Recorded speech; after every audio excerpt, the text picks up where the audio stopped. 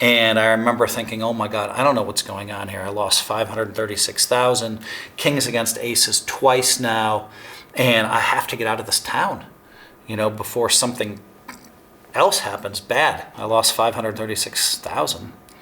And I called my wife and I said, honey, I am not getting off the telephone until we spend $460,000 for charities.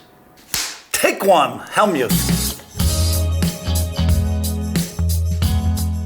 Yeah, we lived in an upper middle class neighborhood. Life in some ways was idyllic, but it was also hard because I was getting zero attention from my parents. And then as time passed, my brothers and sisters and I competed for attention with my parents, and that was rewarded to people that did well in school. I have ADD, ADHD, so I didn't do well in school. And so I think my father, with a PhD, a JD, and an MBA, I don't know anybody that has more letters than him. There was pressure to perform. There was pressure to do well. Growing up was, I was a disappointment to my father. To my father, I was a loser because I wasn't not a loser, but I wasn't doing well in the areas they expected. And, I remember then when he finally decided to support poker and came to the main event in 1989. I was 24 and I said, I'm going to win it. So he flew out and I won it and bought him a new Mercedes, and school was never brought up again. Well, the reading ability stuff you learn early if you're a poker player. And I would do things that just freaked other people out, right? I'd be like, I think you have exactly 10. So I'd isolate it down in my mind based on the re-raise size. This person has jacks, nines, or tens. Okay, it has to be jacks, nines, or tens. Has to be. Based on my watching him play for years and based on the way he's acting. So then I'd be like, all right, you have pocket tens. And they'd flip up tens and freak out. How did you know I had exactly tens? Are the cards marked? Well, they didn't actually think that because they'd seen me use the trick so many times. So, part of it is a guess. And so, it's just something that I became great at. So it was kind of a game I'd play, And you can't, in every random hand, you can't guess what somebody has. But in those intense moments where the money starts to be put in, the story makes sense. The song makes sense. The dance makes sense. This person dances this way, right? And this music is playing. Has to be pocket tens. It's deductive reasoning combined with, understanding the way a person plays, combined with the experience of playing with that person, combined with other stuff that I can't even describe as far as reading ability goes. But no, it is an innate ability. And I realized early that I couldn't teach everybody. I'd have friends that I'm like, oh, I'm making all this money playing poker, let me teach you. I teach them perfect strategy, but they couldn't dance. And I realized that, at that point in my life, I kind of started thinking, wow, how many people do have this ability to read?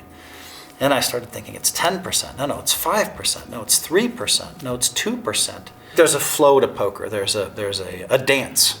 And every song is different. And as you listen to the songs and the dances of poker, you understand that this hand is worth this much at that moment against that opponent. The No Limit Hold'em song and dance just made sense to me. And I started playing on tour. I realized that there weren't 4 or 5 people in the whole planet that had the same understanding of the song and dance that I did. We had Johnny Chan and TJ Cloutier and Jack Keller, and I'm not sure that there were that many other than those 3 and I, back in the day. We all have strengths and weaknesses. I'm about to play the main event and I'm scared to death that on day 3 or day 4 I'm just going to give all my chips away because I've done it a bunch of times. So I'm given this great gift, how to play perfectly, right? Mm-hmm. But then, what's my weakness? Well, I get a little too emotional, I blow it, or I get too tired and blow it. More often it's the tired. Mm-hmm. And so I've probably blown more tournaments than anybody just through exhaustion. Was that realization that you're spotting this rhythm that other people aren't, was that what made you so sure in 1989 that you were going to win the World Series, win the main event? Going into the 1989 main event, I'd won, we had like 4 big events per year outside of the World Series. Mm-hmm.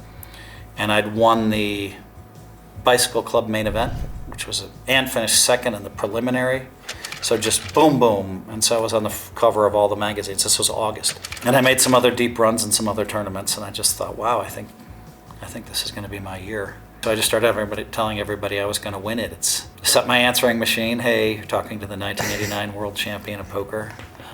In those days, we had answering machines. On the night itself, was there a sort of moment it clicked? It was like, yeah, I'm winning this tonight. Was there anything sort of widened the table that just kind of leveled you and made you think, yeah, tonight is the night? I felt very comfortable. I remember day 3 feeling very comfortable. We went to day 4, and the great Johnny Chan is still there, and he had more chips than me, and I just kind of sat back and, playing under cameras, we're not used to that. We're playing under lights, we're not used to that. And now I had Johnny 2-1 in chips. After 35 minutes of play, he and I were basically, really both good at really good at heads up. We both played it a lot. He stepped up his aggression, and I said to him at like the 35-minute mark, I said, I'm playing perfect. You're going to have to play perfect and get lucky to beat me. I looked at 2 black 9s and I said, all right, here we go. I'm going to make it 40. He's going to make it 130. I'm going to move all in. It's like the script was written. I could see. Pretty quickly, I said, I'm all in. And, I'm just kind of sitting there, and I'm like, God, don't snap call. Don't snap call. I think he studied 3 minutes, 4 minutes, a long time. And then finally, he called with the ace-7 of spades. And now we're dealing for the whole thing. And I'm not sure I'm going to win it. I'd watch him again, and I'm like, all right, and there it was, king, 10. And I remember the queen of spades coming on the turn, and I'm just thinking, okay, no 10, no ace, right? Give me a low card. 9 would be great, but whatever. If you look at the math, I'm 2.5 to 1 favorite before the flop. I'm 2.5 to 1 favorite roughly with 1 card to come now. And I'm like, okay, you've been in these moments, never this big, but if he hits it, just make sure that you know that you have 600,000 left. The blinds are 5-10. Preparing my mind because it's too big a moment to tilt. I may have given a little poker brat moment and whined and complained, but I was not going to lose track of the moment. So, I was as shocked as anybody when the 6 of spades comes up. I'm like, oh my God, I won this. And, my hands go up in the air like this, and there's a camera above. One of those circular, it's not even from the set. It's just a casino camera. Security camera, like the shop domes, those ones. Yes, exactly. It's like a domed, right. And so the security camera shows me going like this twice. And then I'm turning around looking for my dad. And my father comes running in, and security stops him because we have, $1 million in cash on the table. This is 1989, and I'm like, no, let him through. It's my dad. And just to give him that hug. Probably within 20 seconds of winning. And I'd asked him to stay out of sight the whole 4 days when I was playing. So to give him a hug, it was an amazing moment. We were doing a bit of research. I heard that you did something quite peculiar in the build-up to 1989. Like you decided to go on some sort of ban for a whole year leading up to it? Oh, you're talking about the sex? Yeah, pretty much. So yeah, I decided not to have sex. Listen, it wasn't like I had a lot of women after me anyway. Women I was interested in. I just decided, and then I remember we were on a cruise ship, and I had some opportunities to be with some really beautiful women, and I'm like, you know what? If you do this, you're not going to win the main event. Just a weird thing to just randomly think. Okay, I won't do this. And so basically had no sex for a year or maybe 2 years going into the main event. I was 24. Afterwards I said, that's it, I'm going to open my life up. I won it May 18th, 1989. And then, nothing happened. I'm opening my life up. Where are all the women? Nothing happens. So I was playing Phil Ivey heads up in the Hotel de Cap, I think, in Monte Carlo. It's a beautiful place. Our suites were like $2,000 or $3,000 a night. Luckily, neither one of us was actually paying for us. Anyway, so Phil and I are playing, and the next thing you know, I'm down 100,000, which is one of the biggest losses of my life. And then I hit 200. I don't ever remember losing more than 130,000 at that point in my life in a night ever. And it got to 300, 400, 536,000. But man, that one hurt. Yeah. And it wasn't just that. It was like, I've never been back to Monte Carlo since. And I remember picking kings against aces twice that trip. Twice that trip. Once in the main event. And I remember thinking, oh my God, I don't know what's going on here. I lost 536,000. Kings against aces twice now. And I have to get out of this town, before something else happens bad. And I remember I called a taxi, and my sister lived 8 hours away in Bormio. And the taxi drove 6, 7, 8 hours straight. I was out of there before midnight. Didn't even finish the night in my suite. I lost 536,000. And I called my wife and I said, honey, I am not getting off the telephone until we spend $460,000 for charities or paying off the house. So I think we sent $100,000 to Doctors Without Borders. We sent $50,000 or $100,000 to another charity. She wrote a check to pay $200,000 down on the house, right? Because I said, if I'm going to be reckless and stupid and lose $536,000 in one night, then I feel like the charity should benefit and we should benefit, and so, and plus $1 million's a nice round number. So I didn't get off the phone with her until, I think it was only a 35-minute phone call, but until she had written the checks to the charities, written the checks to pay off the house, and mailed them. And then I finally got off my cell phone then. And then I went to bed. So if you're going to do something stupid like that, then, might as well spend some money in the right way. This is a braggadocio story. Ready for a braggadocio story? Strapped in. We're at the Kentucky Derby. It's Saturday night, and one of my friends says, hey, why don't we take my plane to watch the San Antonio Spurs playoff game? It was like, cool. I'm like, this is great, but I have to get up at 9 in the morning or whatever. But fine, this is great. So we hop on the jet the next day. My friend has seats like in the second row or something. Maybe first row. He's one of the owners of the Spurs.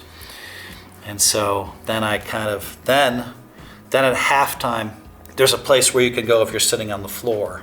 So I start walking up the tunnel, and Tony Parker, who just texted me actually, comes running down the tunnel. This is a playoff game. Stops cold. It's halftime of a playoff game. Stops cold and says, Phil? I'm like, Tony? He's like, I'm a massive fan. And talks to me for like 30 seconds. And then Eva Longoria, who was married to at the time, who's even more famous, reached out to me and said, hey, can you make it to Tony's birthday party? And I said, yes. And she gave me floor seats for the Dallas-San Antonio playoff game in Dallas. And those seats were worth like $30,000. And I was just like, this is just kind of a fun life, Who would make you stop, say, if you were playing final table main event? What celebrity would Elon Musk. I mean, Elon is, Elon and I have hung out. And so,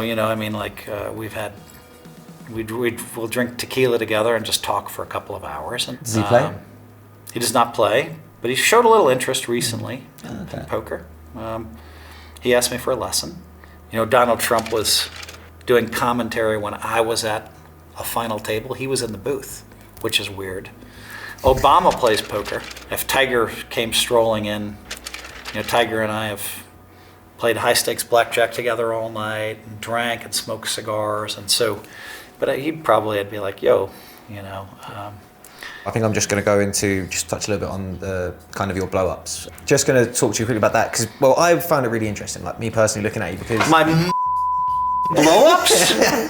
Is that what we're doing? Yes, we are. Okay. Perfect. I found it really interesting that people couldn't seem to comprehend the idea of being really positive, but also having that kind of level that you could go to. Have you had any sort of issues, like internally or externally, with trying to kind of show people that you can operate above those levels? Think of it this way. You look at the past at some of the biggest spiritual leaders and gurus in the world, and you say, why is it these spiritual leaders and gurus have a really hot temper. Yeah, it's like an oxymoron that, hey, Phil can be the poker brat, but Phil is also the master of positivity. Cannot compute, does not make sense, right? And so I've seen some people object to that, and that's fine. All I really want to do is, if I'm remembered 100 years from now, I want to be remembered as the greatest poker player of all time. Not likely that people will remember poker players 100 years from now, but maybe they'll remember for the positivity movement. And then the second goal goes in, and literally I'm planked on the floor on my back. Literally, I think I actually nearly went into tears. I was emotional, I was screaming, and to be fair, even now I feel quite emotional about it, because I just thought, oh my God, what have you lot just done? Do you know what I mean? What have you lot just done? My first words to Ollie, you have no idea what you've just done.